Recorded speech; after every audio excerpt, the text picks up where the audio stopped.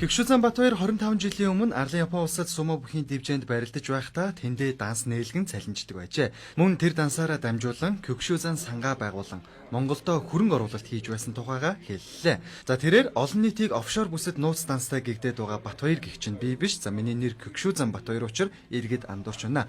Би офшор бүсэд нууц дансгүй учраа энэ асуудлыг авилгатай тэмцэх газраас шалгуулах гэж байгаа гэдгээ хэлсэн юм. За иргэний үнэлгээ холбоор бол одоо бас ингэж харуулъя. Энэ дээр бол 1973 оны 3 сарын 8-нд төрсөн Даваа Өгтөө Хэгшүүзан Батбаяр гэж 2008 онд улсын хурлд нэр дэвшихээс өмнө аль бие усны нэр маань энэ байгаамаа. Тий, аль бие усны нэр одоо энэ камераар харж байгаа Хэгшүүзан Батбаяр гэж нэр байгаа шүү дээ. Яг хөө энэ дээр бол мэдээж тэр юуг бол би тэрийг бол аль бие усаар энэ хуулийнхын байгууллага нь хаяг одоо шалгах бах.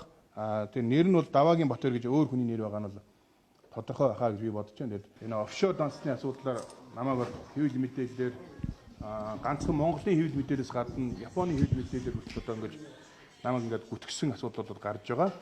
Энэ асуудал дээр аль биесээр та бүгдийг хуулийнх нь одоо хууль зүйн үндэслэлээр нь зөв шалгаж одоо шуурхай одоо шалгаж мэдэгдэнэ үү надад мэдэгдэнэ үү гэж хүсэлтэй аль биесээр хүсэлтэй хөвчөж байгаамаа.